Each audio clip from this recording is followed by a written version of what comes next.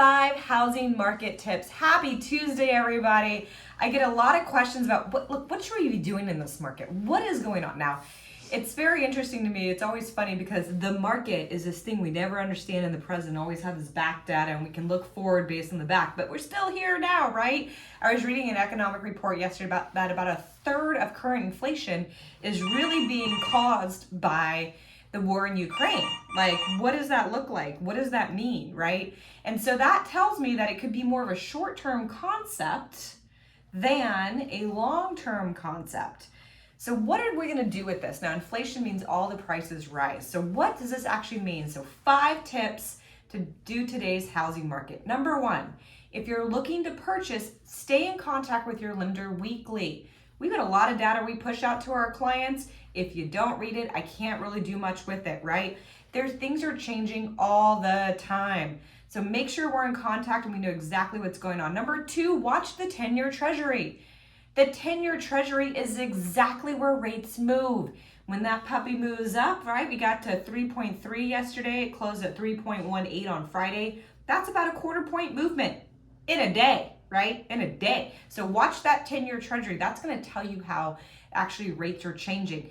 2, remember the rule of thumb. $100,000 in real estate costs $700 a month. This gives you 2 factors. 1, how much is that car payment really costing you, right? Is it costing you 100 grand? Is it costing you 50 grand? 2, if you're looking at saving, if you're saving $700 a month, you could be spending that on $100,000 in real estate. Now, how long, if you're saving $700 a month, would it take you to get to 100 grand? Number 3, the rule of 45. Most loan programs can qualify at a 45% debt to income ratio. So you take your gross pay, we times it by 0.45. That is the total amount of debt, including your housing expenses, mortgage, taxes, insurance, HOA dues, including the items that are on your credit report, cars, credit cards, student loans. Yes, even if they're in deferment, right? Any other obligations, child support, alimony, things of that nature, IRS tax license. So that's the rule of 45.